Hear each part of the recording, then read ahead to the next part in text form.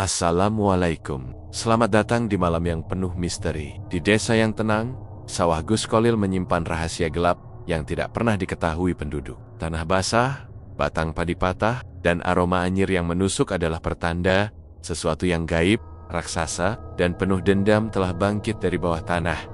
Di kegelapan malam, ribuan mata merah bercahaya mengintai setiap langkahnya. Dari retakan tanah muncul suara jeraman yang berat, menggetarkan udara, dan menimbulkan rasa dingin hingga ke tulang. Inilah awal pertarungan seorang petani biasa melawan raja tikus gaib. Makhluk yang mampu memerintah pasukan ribuan tikus raksasa dan menebar teror di setiap sawah yang dilalui. Gus Kolil berdiri di tengah pematang sawah. Cangkul tua di tangan, tubuh lelah, tetapi hati penuh tekad. Ia tahu satu kesalahan bisa berarti kehilangan nyawa. Namun, ketakutan bukanlah pilihan. Inilah malam pertama pertarungan. Malam ketika keberanian diuji oleh kegelapan dan kekuatan gaib yang menakutkan. Dan malam itu, suara tanah bergetar.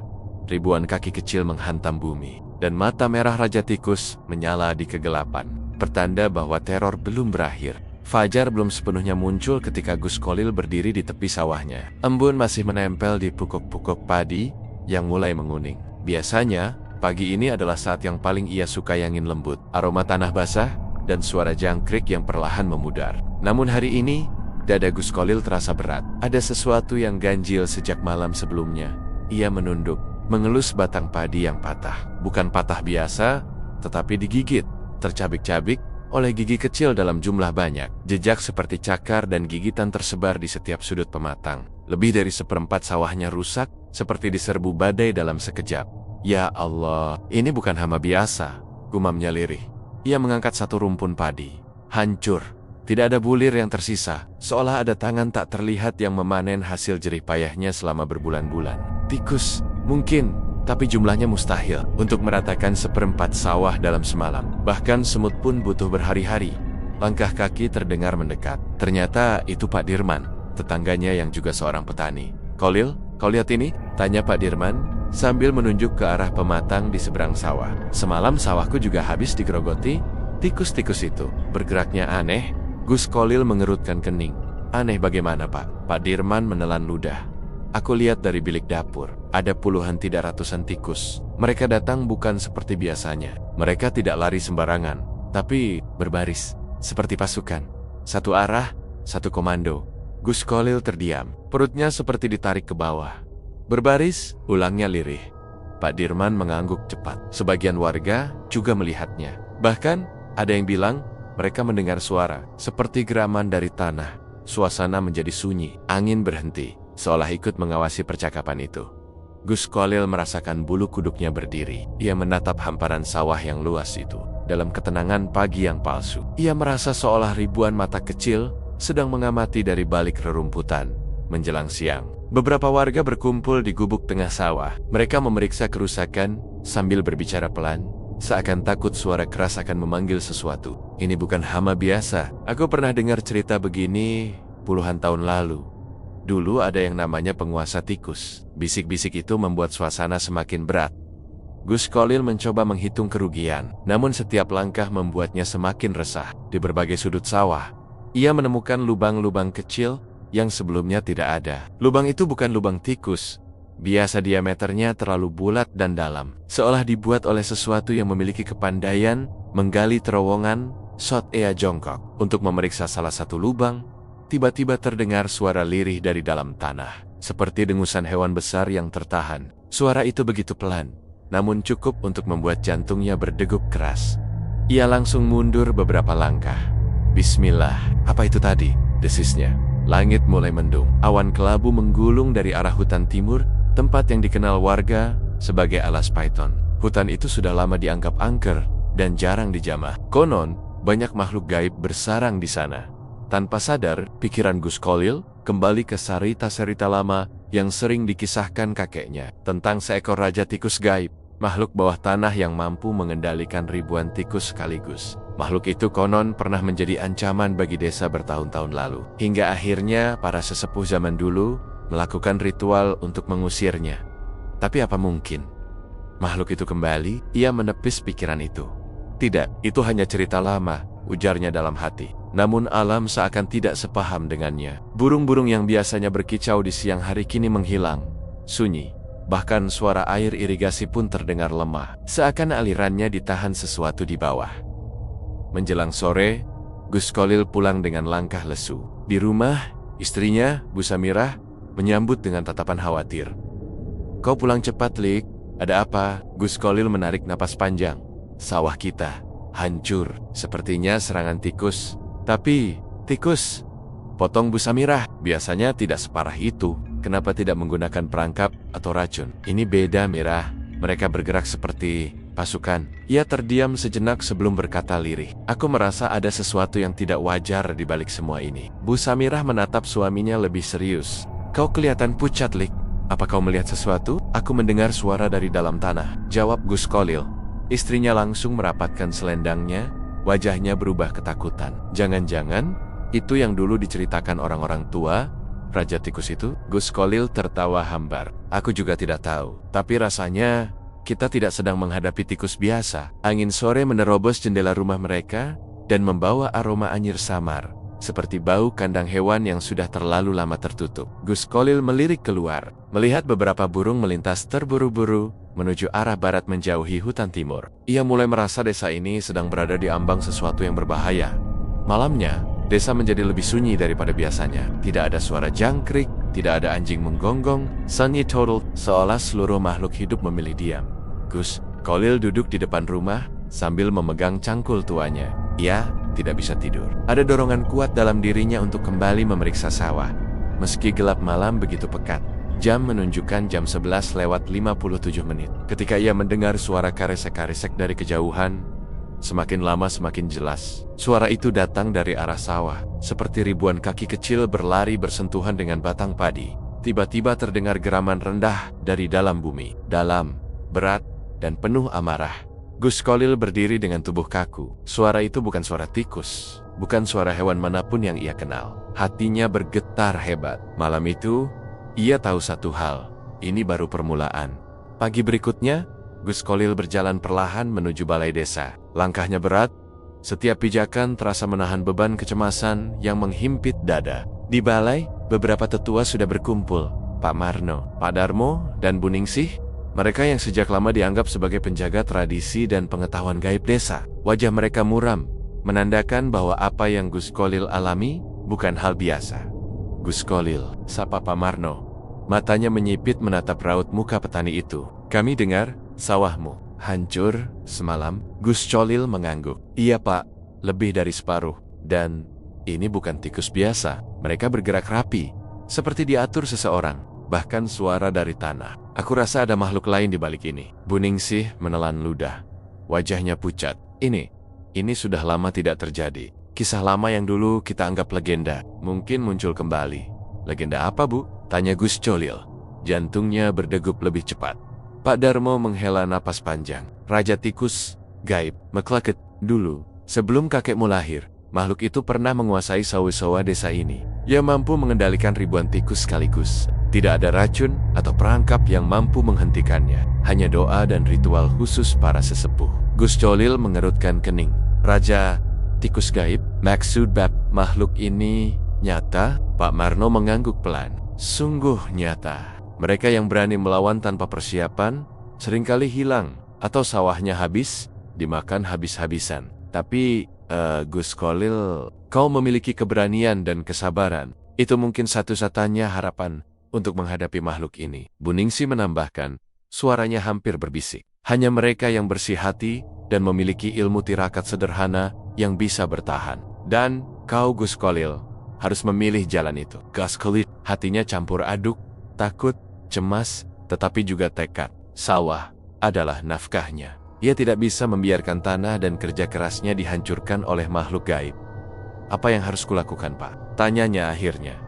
Pak Darmo menatapnya dalam-dalam. "Pertama, kau harus menguatkan diri. Malam ini, lakukan tirakat di pematang sawahmu sendiri. Gunakan doa-doa pelindung, garam, dan cangkul tua milikmu. Jangan keluar dari lingkaran pelindung. Jangan biarkan rasa takut menguasaimu. Dan yang kedua," lanjut Pak Marno, "besok malam kau harus pergi ke hutan timur, ke daerah yang dulu menjadi sarang mereka. Kau harus mencari jejak Raja Tikus.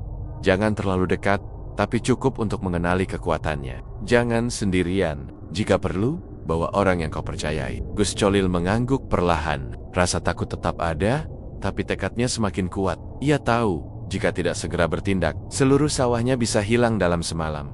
Setelah pertemuan itu, Gus Colil kembali ke rumah. Bu Samirah menatapnya dengan khawatir. Lik, kau terlihat pucat. Apa kata para tetua? Benar, Mirah. Ini bukan tikus biasa. Mereka bilang, ada raja tikus gaib yang muncul kembali. Jawab Gus Colil. Suaranya berat. Istrinya menunduk. Tangan menggenggam kain sarungnya erat. Apa kau akan pergi ke hutan itu? Aku soain hidup kita. Jika aku menyerah, tidak ada yang tersisa. Malam pun tiba, dan Gus Colil memulai tirakat pertamanya. Ia membawa cangkul tua, segenggam garam, dan selembar kain putih sebagai tanda suci. Di tengah sawah, ia menggambar lingkaran pelindung dengan garam, membaca doa-doa yang diajarkan kakeknya, dan duduk bersimpuh menunggu malam. Suara malam di desa biasanya menenangkan cicitan jangkrik, gemericik, irigasi, tengku dan ayam. Namun, malam ini berbeda. Hanya ada sunyi, dan di kejauhan terdengar geraman rendah dari dalam tanah yang membuat bulu kuduk Gus Colil berdiri. Beberapa tikus muncul di pinggir lingkaran garam. Tubuh mereka gemetar, mata hitamnya berkilat, namun mereka tidak berani menembus lingkaran pelindung. Suasana semakin mencekam. Sesekali, terdengar suara gemerisik aneh, seperti tanah bergerak sendiri. Gus Colil menahan napas. Setiap kali ia membaca wirid, cahaya tipis seakan memancar dari telapak tangannya, menakuti sebagian tikus. Tapi ia tahu, ini baru awal. Malam demi malam, makhluk itu akan semakin berani, semakin dekat, dan serangan berikutnya mungkin jauh lebih mengerikan. Di tengah ketegangan itu, Gus Colil menyadari satu hal.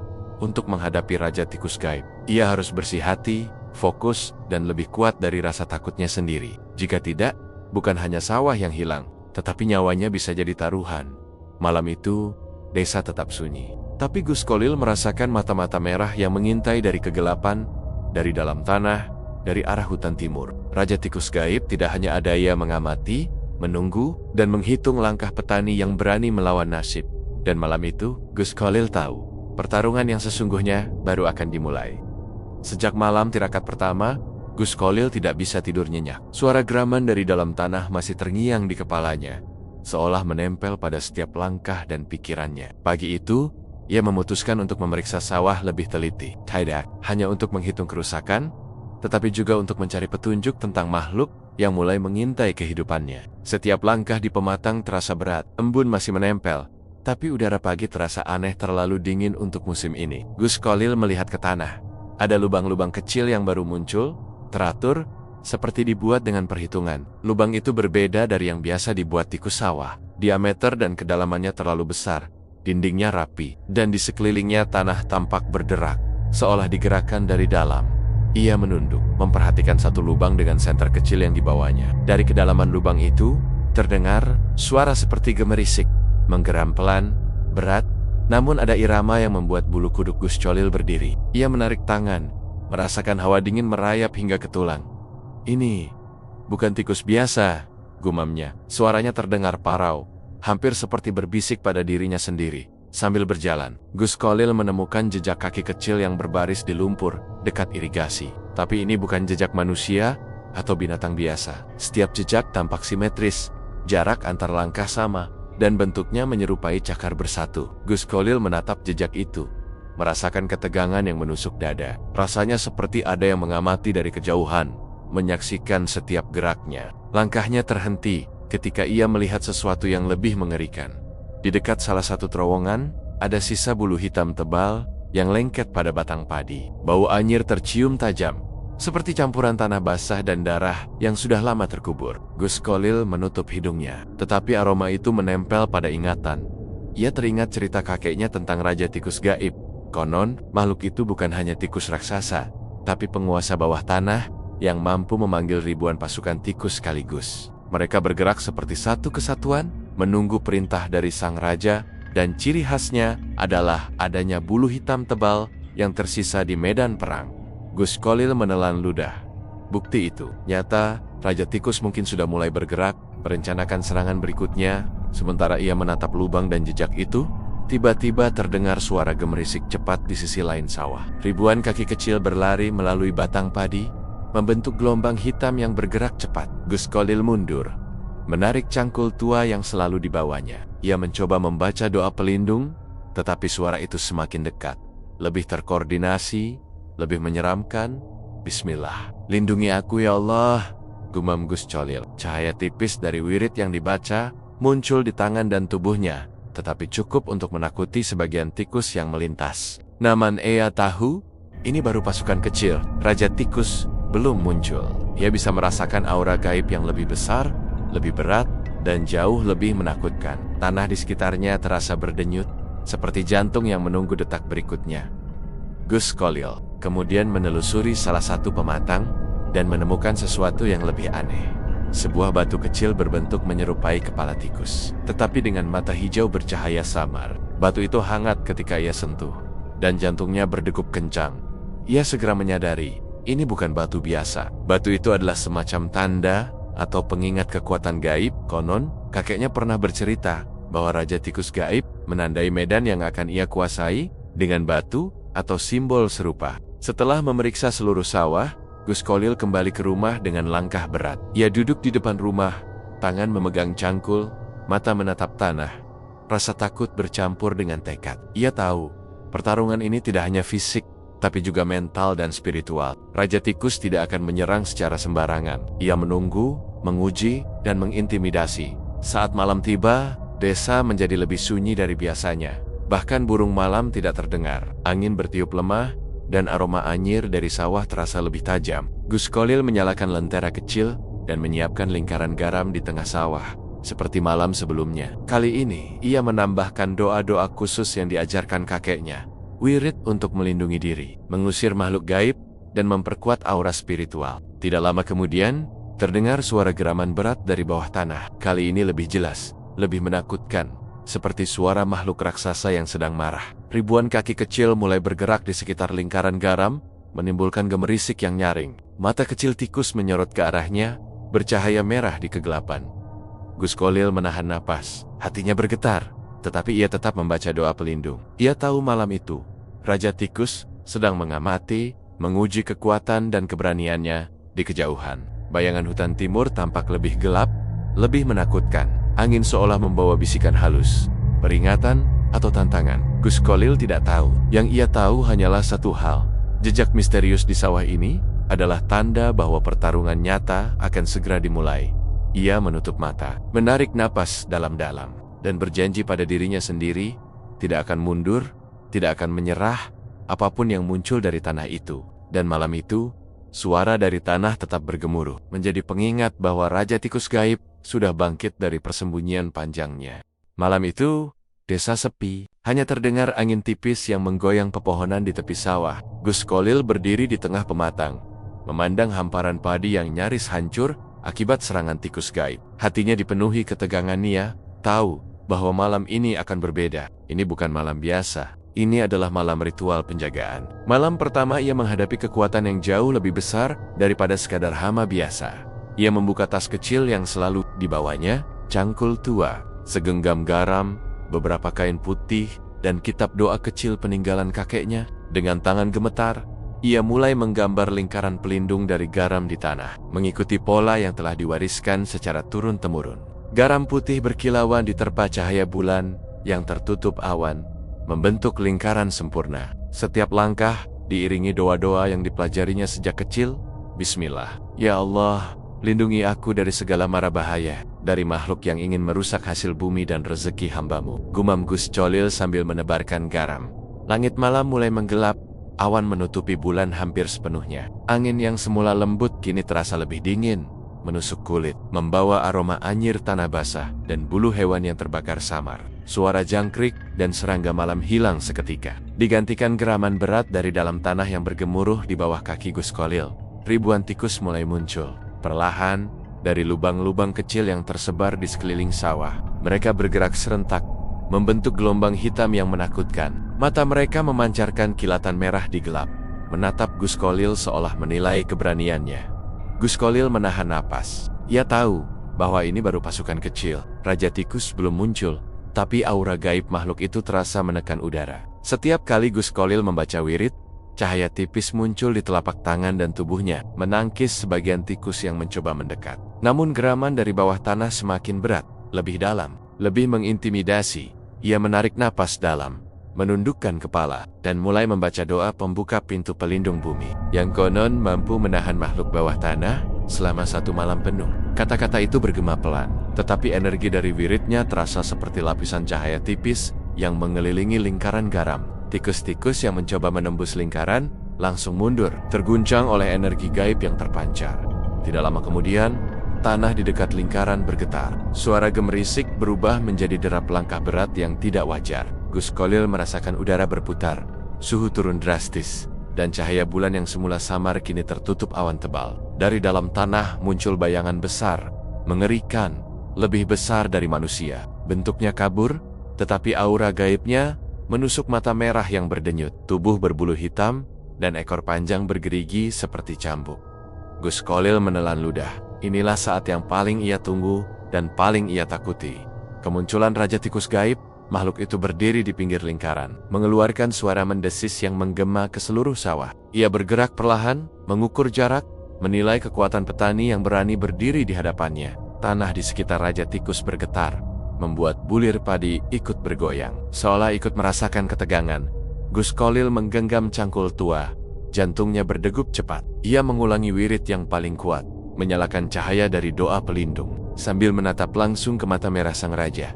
Kedua mata mereka seolah bertarung, satu menantang, satu menahan ketakutan.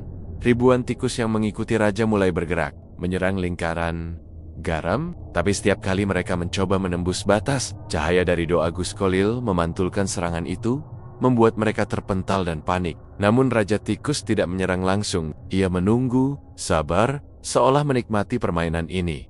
Gus Kolil merasakan keringat dingin menetes di wajahnya. Ia tahu, jika satu kesalahan saja, lingkaran garam bisa ditembus, dan nyawanya menjadi taruhan. Ia menunduk sejenak, menarik napas, dan memusatkan energi dari wiridnya. Hatinya tenang, fokus, bersih dari rasa takut dan bimbang. Tiba-tiba, tanah di tengah lingkaran bergetar hebat. Cahaya dari wirid Gus Kolil membesar, dan dari pusat lingkaran, muncul cahaya hijau samar, seperti denyut jantung gaib. Raja Tikus mengerang, mundur sedikit. Matanya memancarkan kemarahan.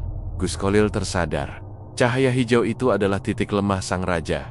Semua doa, semua tirakat, semua persiapan malam ini adalah untuk menguatkan dirinya agar bisa menghadapi makhluk itu. Dan suatu saat menemukan celah untuk menyerang balik. Malam itu, suara hutan dan tanah seolah bersatu menjadi satu geraman makhluk. Gemerisik ribuan tikus, hembusan angin, dan doa Gus Kolil, segala sesuatu berpadu, menciptakan atmosfer yang mencekam, menegangkan, dan penuh misteri. Ketika pagi mulai merayap, Raja Tikus perlahan menghilang ke kegelapan hutan timur, meninggalkan ribuan tikus yang kembali ke lubang-lubang mereka. Lingkaran garam Gus Kolil tetap utuh, meski tubuhnya lelah, pakaian robek, dan napas terengah-engah. Ia tahu malam ini hanyalah permulaan. Raja Tikus gaib sedang mengamati, menghitung, dan menunggu waktu yang tepat. Gus Kolil menatap tanah sawahnya yang remuk, menarik napas panjang, dan berbisik, "Besok, kita akan berhadapan lagi." Malam itu kembali menyelimuti desa dengan sunyi yang tidak wajar. Sawah Gus Kolil tetap remuk dari serangan malam sebelumnya, tetapi ia tidak membiarkan dirinya terpuruk. Ia telah menyiapkan lingkaran garam lebih besar, menyalakan lilin pelindung, dan membaca doa pelindung dengan lebih khusyuk. Tubuhnya lelah, tetapi tekadnya lebih kuat. Ia tahu, malam ini pasukan Raja Tikus akan muncul. Hanya butuh beberapa menit sebelum gerakan di tanah menjadi jelas. Dari lubang-lubang di sekitar sawah, muncul ribuan mata merah yang bersinar. Satu persatu, tikus-tikus itu mulai memanjat batang padi, membentuk gelombang hitam yang serentak, seperti ombak gelap yang siap menelan semua yang berada di lingkaran garam. Gus Kolil menggenggam cangkul tua, mulutnya berbisik, wirid pelindung. Cahaya tipis dari doa itu menyelimuti lingkaran garam, memantulkan serangan pertama pasukan tikus. Tikus-tikus kecil itu terhenti, ragu sebelum mundur sebentar. Namun gerakan mereka terkoordinasi dengan sempurna, seperti dikendalikan oleh satu kesadaran tunggal, Raja Tikus. Tiba-tiba, tanah di ujung sawah bergetar hebat. Lubang-lubang kecil berubah menjadi retakan panjang, menganga, dan dari kedalamannya muncul tikus-tikus raksasa lebih besar dari anjing, berbulu hitam kelam, dengan mata merah menyala. Mereka berlari cepat, mengepung lingkaran garam dari semua arah. Gus Kholil menahan napas. Ia menebas cangkulnya ke arah tikus-tikus itu. Namun satu gelombang kecil mampu menahan pukulan cangkulnya. Beberapa tikus malah menembus permukaan garam, meski hanya beberapa detik. Sebelum cahaya pelindung Gus Kholil menendang mereka mundur, ribuan tikus itu mulai mengelilingi lingkaran, menciptakan bunyi gemerisik seragam yang menusuk telinga. Suara itu bukan sekadar suara hewania seperti irama perang, mendesak, menekan, menimbulkan ketegangan yang hampir fisik. Angin malam membawa aroma anyir yang semakin pekat, bercampur dengan bau tanah basah. Gus Kholil menyadari satu hal. Ini adalah serangan koordinasi pertama pasukan Raja Tikus Gaib. Mereka tidak hanya ingin menghancurkan sawah, tetapi juga menakut-nakuti dirinya. Ia harus tetap tenang. Ia memusatkan energi wiridnya ke lingkaran garam. Cahaya dari doa itu semakin terang, menciptakan perisai tipis di sekelilingnya. Tikus-tikus yang mencoba menembus kembali terpental, beberapa menjerit kecil sebelum kembali lari. Namun jumlah mereka terlalu banyak. Gelombang gelap itu tidak berhenti. Di tengah kekacauan itu, terdengar geraman berat dari bawah tanah lebih keras, lebih dalam, lebih mengguncang. Retakan tanah terbuka lebih luas, dan dari dalam muncul Raja Tikus Gaib. Tubuhnya besar, setinggi kambing, berbulu hitam legam, dengan mata merah bercahaya menyala. Ekor panjang bergerigi, seperti cambuk, dan suara desisnya membuat udara bergetar. Ribuan tikus langsung membentuk lingkaran mengitari raja mereka. Gerakan mereka menjadi lebih agresif, tetapi masih terkoordinasi. Raja Tikus melangkah maju perlahan, menilai lingkaran garam dan kekuatan Gus Kholil. Udara menjadi berat, dingin menusuk hingga ke tulang. Gus Kholil menelan ludah, menegakkan tubuhnya. Ia menyadari bahwa satu kesalahan akan fatal. Ia membaca wirid lebih cepat, menyalurkan energi ke cangkulnya, menyiapkan serangan balik jika ada kesempatan. Setiap tikus yang mendekat terpental oleh cahaya doa. Namun Raja Tikus tetap diam, menunggu. Tiba-tiba, dari bawah tanah, muncul gelombang lumpur hitam yang bergerak seperti ular raksasa, mencoba menembus lingkaran garam. Gus Kholil melompat ke pematang, mengayunkan cangkul, menepis gelombang lumpur itu. Tanah di sekitarnya meledak kecil, membuat udara berdebu dan bau anyir semakin pekat. Pasukan tikus makin agresif. Ribuan kaki kecil berlari, menggerakkan batang padi, membuat suara gemerisik makin menyeramkan. Mata merah mereka seperti menembus jiwa Gus Kholil, menimbulkan rasa dingin yang tidak biasa. Ia merasakan energi gaib yang luar biasa menekan tubuhnya. Namun Gus Kholil tetap fokus. Ia menatap Raja Tikus yang berdiri di pusat serangan. Cahaya hijau samar di dada sang raja terlihat berkedip perlahan titik lemah yang pernah didengar dari cerita kakeknya. Ia tahu, serangan balik tidak boleh gegabah. Saat ini, yang harus dilakukan adalah bertahan, menahan tekanan, dan menguatkan lingkaran pelindung. Malam itu, pertarungan berlangsung tanpa henti. Suara geraman, gemerisik ribuan kaki, ledakan lumpur, dan doa Gus Kholil bergema bersamaan. Setiap detik terasa seperti jam yang menyiksa. Tubuh Gus Kholil lelah, tangan keram, tetapi tekadnya tetap teguh. Ia tahu, jika ia menyerah, seluruh sawah akan lenyap, dan nyawanya mungkin menjadi taruhan berikutnya. Seiring malam merayap menuju fajar, Raja Tikus mundur perlahan bersama pasukannya yang berceceran kembali ke lubang-lubang mereka. Lingkaran garam Gus Kholil tetap utuh, meski tubuhnya remuk dan pakaian robek. Napasnya tersengal, tetapi hatinya berdebar dengan satu kesadaran. Ini baru serangan pertama, dan pertarungan sesungguhnya akan segera dimulai. Gus Kholil menatap tanah sawahnya, mengusap wajah yang penuh keringat, dan berbisik, "Besok, aku harus lebih siap. Aku harus menemukan cara untuk mengalahkan raja itu." Dan di kejauhan, bayangan hutan timur terlihat lebih gelap dari biasanya, seolah menyimpan bisikan halus. Ancaman belum berakhir.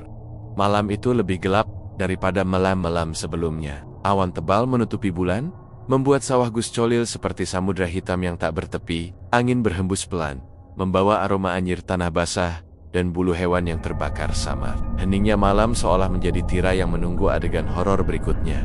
Gus Kholil berdiri di tengah lingkaran garam, tangan menggenggam cangkul tua. Ia sudah membaca doa pelindung berulang kali, menyalakan lilin di sekeliling lingkaran, dan memastikan setiap butir garam berada di tempat yang tepat. Tubuhnya lelah, tetapi mata dan hatinya penuh kewaspadaan. Ia tahu, malam ini adalah saat yang akan menentukan pertemuan pertama dengan Raja Tikus Gaib. Tidak lama, tanah di sekeliling lingkaran bergetar hebat. Gemerisik ribuan kaki kecil terdengar bersamaan, menciptakan suara yang menembus kesunyian malam. Dari retakan tanah, ribuan tikus muncul, tapi kali ini lebih besar dari sebelumnya. Tubuh mereka menghitam legam, mata merah bercahaya, dan gigi-gigi kecilnya bersinar di kegelapan. Gus Kolil menahan napas. Ia menyadari bahwa ini bukan sekadar serangan biasa. Pasukan itu tampak lebih terkoordinasi, lebih agresif, seolah menguji kemampuan dirinya. Ia mengayunkan cangkul beberapa kali, menepis tikus yang mencoba menembus lingkaran. Sementara doa pelindungnya menciptakan cahaya tipis yang memantulkan beberapa serangan. Tiba-tiba, tanah di ujung sawah bergetar lebih hebat. Retakan terbuka lebar, dan dari kedalaman muncul sosok yang membuat darah Gus Kolil membeku. Raja Tikus. Gaib, makhluk itu berdiri dengan tubuh sebesar kambing. Bulu hitam kelam, ekor panjang bergerigi, dan mata merah menyala seperti bara api. Suara desisnya menggema ke seluruh sawah, menusuk telinga, dan menimbulkan rasa dingin yang menembus tulang. Tanah di sekitarnya berdenyut, seolah dunia ikut merasakan kehadiran makhluk itu.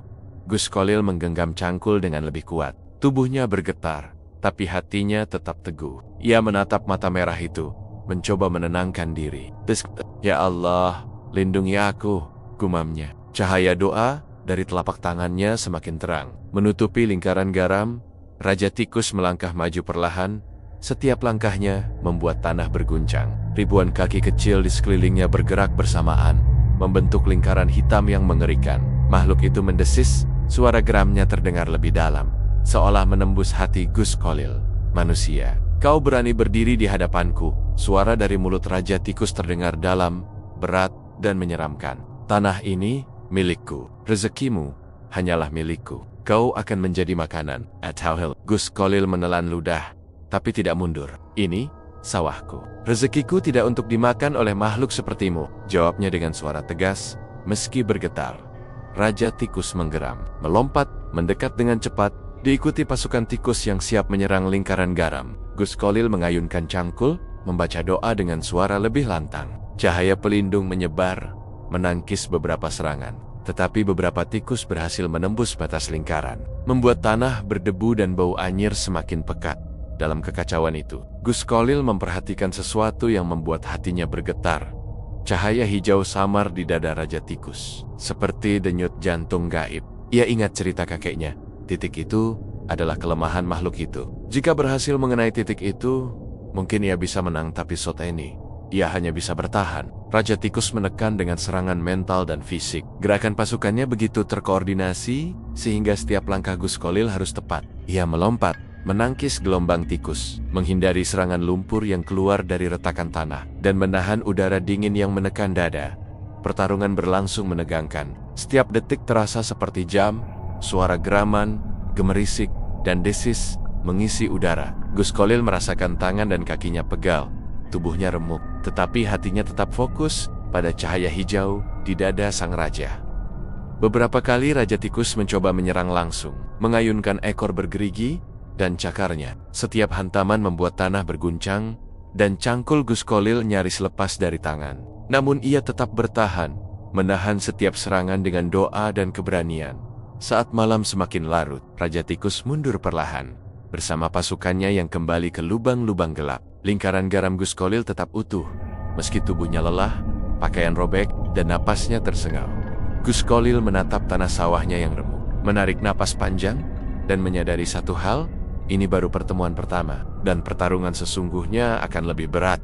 Namun hatinya tidak gentar. Ia tahu, cahaya hijau di dada raja adalah celah yang harus ia temukan cara untuk menyerang. Dan malam itu, dengan tubuh lelah dan jiwa penuh tekad, Gus Kolil berjanji pada dirinya sendiri. Besok, aku akan lebih kuat. Aku akan siap menghadapimu, Raja Tikus. Di kejauhan, hutan timur terlihat lebih gelap. Angin membawa bisikan halus yang menandakan pertarungan yang sesungguhnya baru akan dimulai. Malam itu, sawah Gus Kolil kembali diselimuti kegelapan pekat. Angin berhembus kencang, mengoyak dedaunan padi, dan membawa aroma anyir tanah basah bercampur bulu tikus. Hening yang biasanya menenangkan, kini berubah menjadi kesunyian penuh ketegangan. Seolah alam menahan napas, menunggu pertarungan besar yang akan terjadi. Gus Kolil berdiri di tengah lingkaran garam yang telah diperkuat. Tubuhnya lelah, pakaian robek, tapi matanya bersinar penuh tekad. Ia tahu bahwa malam ini Raja Tikus akan melancarkan serangan penuh. Dengan pasukan ribuan tikus yang bergerak seperti satu kesatuan dari Sheohan, tanah mulai bergetar. Lubang-lubang kecil di sawah membuka, dan ribuan mata merah bercahaya muncul, menatap Gus Kolil dengan intensitas yang menakutkan. Mereka bukan lagi sekadar tikus biasa, beberapa di antaranya sebesar anjing. Bulunya hitam legam, gigi dan cakarnya tajam, seperti belati. Raja Tikus muncul terakhir, melangkah perlahan dari retakan tanah. Tubuhnya sebesar kambing, bulu legam mengkilap, mata merahnya menyala seperti bara api, dan ekor bergerigi panjang menggeliat seperti ular siap menyerang. Tanah di sekitarnya berdenyut, menggetarkan hamparan sawah. Gus Kolil menggenggam cangkul tua, membaca doa pelindung dengan suara lantang. Cahaya tipis muncul dari telapak tangan dan tubuhnya, memantulkan serangan tikus yang mencoba menembus lingkaran garam. Ribuan kaki kecil menghantam tanah, menciptakan gemerisik nyaring yang membuat bulu kuduknya berdiri. Serangan pertama datang seperti gelombang hitam, ribuan tikus menyerbu dari segala arah, menggerakkan batang padi, menciptakan suara gemerisik yang menusuk telinga. Beberapa berhasil menembus lingkaran, namun cahaya dari wirid Gus Kolil menendang mereka mundur. Raja Tikus menggeram, mengayunkan ekor bergerigi ke udara. Tanah di sekitarnya meledak kecil, menciptakan lubang-lubang baru yang menganga lebar. Lumpur dan debu beterbangan, menambah kegelapan dan aroma anyir yang menusuk. Gus Kolil melompat ke pematang, menangkis gelombang serangan. Cangkulnya nyaris terlepas dari tangan karena hantaman energi gaib Raja Tikus. Setiap gerakan Raja Tikus menciptakan gelombang energi bawah tanah. Batang padi bergoyang hebat, tanah bergetar, dan ribuan tikus menekuk mengikuti perintah sang raja. Gus Kolil merasakan tekanan tak kasat mata yang menekan dada, membuat napasnya tersengal. Ia menundukkan kepala sejenak, mengumpulkan kekuatan. Cahaya hijau samar di dada Raja Tikus berkedip pelan, tanda titik lemah yang harus ia temukan celahnya. Namun Raja Tikus tidak mudah ditebak. Ia bergerak lincah, menghindari serangan langsung. Sambil menguji kemampuan Gus Kolil, gelombang berikutnya datang lebih brutal. Ribuan kaki kecil menghantam lingkaran garam seperti badai. Lumpur, debu, dan serpihan padi beterbangan menutupi pandangan. Gus Kolil menebas dengan cangkul, membaca wirid lebih cepat, dan menyalurkan energi ke tubuhnya. Cahaya pelindung semakin terang, menangkis sebagian besar serangan. Raja Tikus mendesis keras, menendang tanah, membuat retakan membelah pematang sawah. Beberapa tikus raksasa melompat, mencoba menembus lingkaran. Tetapi Gus Kolil menangkisnya dengan kombinasi doa dan cangkul. Beberapa kali tanah bergetar hebat, membuatnya hampir kehilangan keseimbangan di tengah pertempuran itu. Gus Kolil melihat peluang. Salah satu gerakan Raja Tikus membuat cahaya hijau di dadanya terlihat lebih terang, berdenyut seperti detak jantung gaib. Ia menahan napas, menyiapkan serangan berikutnya. Ribuan tikus menyerbu lagi, tapi kali ini Gus Kolil memusatkan seluruh kekuatan wiridnya. Cahaya dari doa pelindung membesar, menciptakan perisai energi tipis di sekeliling lingkaran garam. Tikus-tikus yang mencoba menembus langsung terpental. Beberapa menjerit kecil sebelum kembali lari. Raja Tikus menggeram marah, ekornya mengayun liar, tapi ia mulai mundur perlahan. Menilai kekuatan Gus Kolil, pertarungan berlangsung berjam-jam. Suara geraman, gemerisik ribuan kaki, desis Raja Tikus, dan doa Gus Kolil memenuhi udara malam. Tubuhnya pegal, kaki kram, tangan lecet, namun ia tetap bertahan. Lingkaran garam tetap utuh, cahaya pelindung bersinar, dan tekad Gus Kolil semakin kuat. Saat fajar mulai muncul, Raja Tikus mundur ke retakan tanah, pasukannya bubar kembali ke lubang-lubang mereka. Sawah masih remuk, tetapi Gus Kolil tetap berdiri di tengah lingkaran. Napas tersengal, pakaian robek, dan tubuh penuh luka. Ia menatap tanah sawahnya yang remuk, menarik napas panjang, dan menyadari satu hal. Ini baru pertarungan besar pertama, dan musuh sejati belum habis. Namun hatinya tidak gentar. Ia tahu, cahaya hijau di dada raja adalah celah yang harus ditembus, dan ia harus menyiapkan strategi yang lebih cerdik, kekuatan yang lebih besar, dan keberanian yang lebih murni. Malam itu, dengan tubuh lelah dan jiwa penuh tekad, Gus Kolil berbisik pada dirinya sendiri. Besok, pertarungan yang sesungguhnya akan dimulai. Aku tidak akan menyerah. Di kejauhan, hutan timur tampak lebih gelap dari biasanya. Bayangan pepohonan bergoyang seolah memberi bisikan. Raja Tikus gaib sedang menunggu kesempatan berikutnya. Malam itu datang dengan gelap pekat yang tak tertembus cahaya bulan. Sawah Gus Colil tetap remuk dari seranggan-seranggan sebelumnya. Batang padi patah, tanah berlumpur, dan aroma anyir bercampur bulu tikus memenuhi udara. Angin malam membawa gemerisik pepohonan, seperti bisikan tak terlihat. Seolah alam ikut menahan napas menyaksikan apa yang akan terjadi. Gus Colil berdiri di tengah lingkaran garam yang diperkuat. Cangkul tua digenggam erat. Tubuhnya lelah, kaki kram, tangan lecet, tapi mata dan hatinya tetap fokus. Ia tahu malam ini adalah kesempatan terakhir untuk mengalahkan Raja Tikus gaib musuh yang telah menghancurkan sawah dan nyaris merenggut nyawanya. Dari keyohan, tanah mulai bergetar. Lubang-lubang di sawah terbuka lebar, dan ribuan mata merah muncul, menyala seperti bara api. Pasukan tikus raksasa muncul lebih agresif dari sebelumnya. Tubuh mereka menghitam legam, gigi dan cakarnya bersinar di gelap, dan gerakan mereka begitu terkoordinasi, seperti satu kesadaran tunggal yang diperintahkan sang raja. Raja Tikus muncul terakhir, berdiri megah dengan tubuh sebesar kambing, bulu hitam legam, mata merah bercahaya, dan ekor bergerigi panjang menari di udara. Suara desisnya menggema ke seluruh sawah, menimbulkan getaran di tanah, menusuk telinga, dan menimbulkan rasa dingin yang menembus tulang. Gus Colil menahan napas, membaca wirid pelindung dengan suara lantang. Cahaya dari doa terpancar dari telapak tangannya, melingkupi lingkaran garam, menangkis serangan pertama pasukan tikus. Namun gerakan Raja Tikus semakin agresif, menguji kemampuan Gus Colil dengan serangan gaib yang menekan fisik dan mentalnya.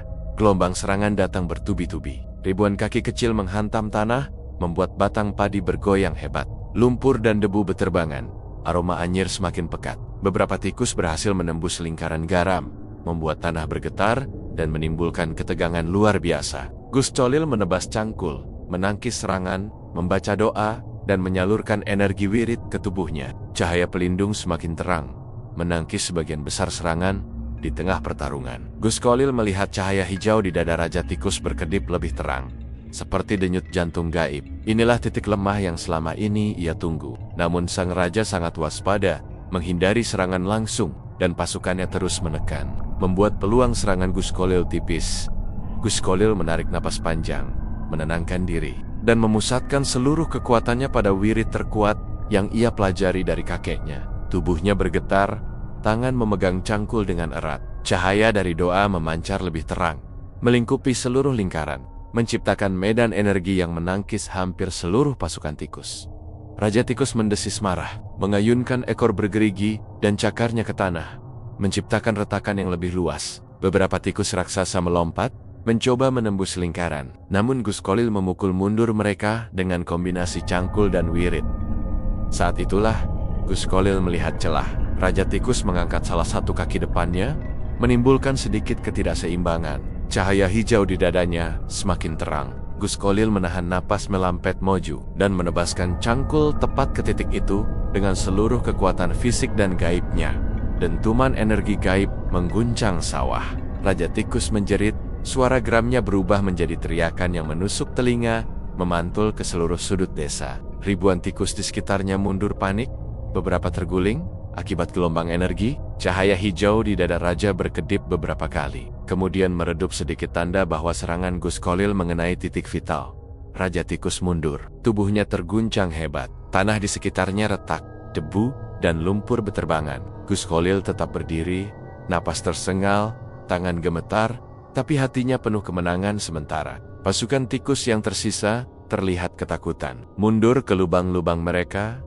Raja Tikus menatap Gus Colil untuk terakhir kalinya. Matanya merah bercahaya, penuh kemarahan dan kebencian. Kemudian, dengan tubuh raksasa yang gemetar, ia mundur perlahan ke kegelapan hutan timur, menghilang ke dalam tanah. Sunyi menyelimuti sawah. Hanya terdengar hembusan angin dan napas Gus Colil yang berat.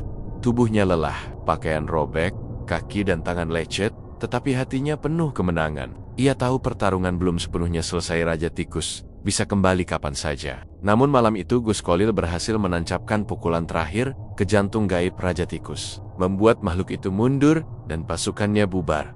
Ia menatap tanah sawahnya yang remuk, mengusap wajah penuh keringat, dan berbisik, "Ini kemenangan untuk malam ini. Tapi kau akan kembali kan? Aku akan menunggumu, dan aku tidak akan gentar." Di kejauhan, hutan timur tetap gelap, Bayangan pepohonan bergoyang, seolah menyimpan rahasia bisikan.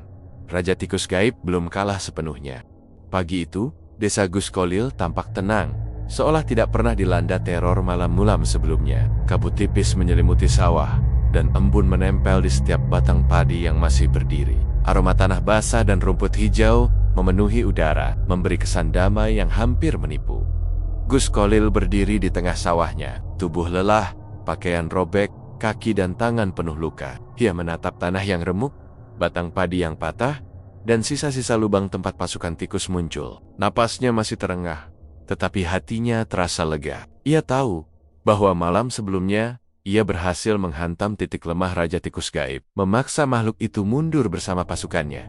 Meski demikian, Gus Kolil tidak menurunkan kewaspadaan. Ia berjalan di sepanjang pematang, memeriksa setiap lubang, menebarkan garam di titik-titik strategis, dan membaca doa pelindung secara perlahan. Mata merah para tikus yang menyeramkan masih menghantui pikirannya. Ia tahu, ini hanyalah damai sementara Raja Tikus Gaib tidak akan menyerah begitu saja. Di kejauhan, hutan timur tetap gelap. Angin berhembus pelan, membawa bisikan samar yang terdengar seperti desis tikus. Tetapi bisa jadi hanya angin yang bermain dengan daun. Gus Kolil merasakan hawa dingin menembus tulang. Seperti pengingat bahwa makhluk gaib itu masih mengawasi dari kegelapan, ia duduk sejenak di pematang, mengusap wajahnya, dan mengingat semua yang terjadi. Retakan tanah, gelombang pasukan tikus, cahaya hijau di dada raja, hingga dentuman energi gaib saat serangan terakhir. Semua itu masih terpatri jelas dalam ingatannya. Ia tahu bahwa pertarungan ini bukan hanya fisik, tapi juga mental dan spiritual.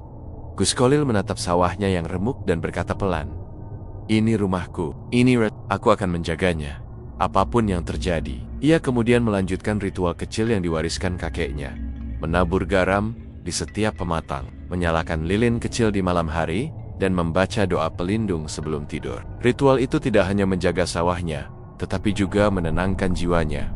Siang hari, desa tampak normal kembali. Para tetangga menatap Gus Kolil dengan rasa kagum dan heran. Mereka tahu ada sesuatu yang ganjil di sawahnya, tetapi tidak pernah menyangka petani itu menghadapi makhluk gaib sebesar Raja Tikus. Gus Kolil tersenyum tipis, menundukkan kepala, dan berkata singkat, "Semua baik-baik saja, setidaknya untuk sekarang." Namun, malam berikutnya, angin berhembus lebih dingin, tanah bergetar pelan, dan aroma anyir samar kembali menusuk hidung Gus Kolil. Cahaya bulan tertutup awan gelap, dan pepohonan bergoyang, seolah memberi bisikan rahasia. Ia menatap hutan timur dengan mata tajam, mengingatkan dirinya, Raja Tikus Gaib bisa kembali kapan saja, membawa pasukan lebih besar, lebih ganas, dan lebih menakutkan. Gus Kolil menelan ludah, menarik napas panjang, dan meneguhkan tekadnya. Meski lelah, meski tubuh penuh luka, meski musuh gaib itu menunggu di kegelapan, ia tahu satu hal, ia tidak akan mundur, ia tidak akan gentar, dan ia akan selalu siap menghadapi Raja Tikus Gaib.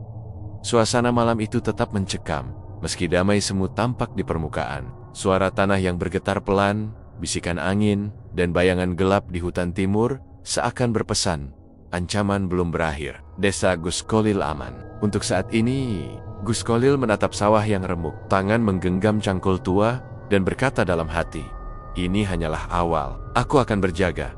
Dan jika kau kembali, aku siap, Raja Tikus." Dengan itu, bab 9 menutup cerita dengan kemenangan sementara, ketegangan yang masih tersisa, dan ancaman gaib yang mengintai, meninggalkan nuansa horor mistis yang tetap menghantui pembaca.